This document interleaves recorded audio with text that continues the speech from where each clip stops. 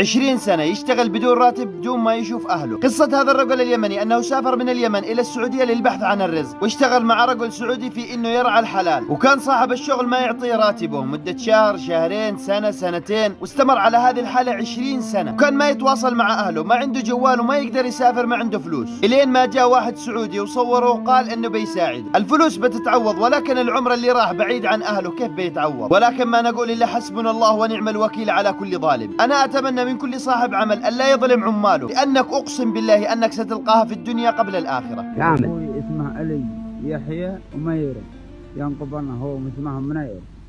زين. جده منير.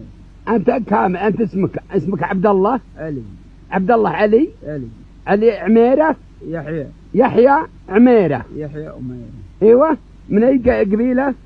من الزراني. من الزرانيق. إيه. اسم الهجرة حقكم؟ بني سعيد. بني سعيد. إيه. وين الموقع بالضبط؟ بين بيت الفقيه وبين وين؟ شرق بيت الفقيه 15 كيلو. شرق بيت الفقيه 15 كيلو. إيه.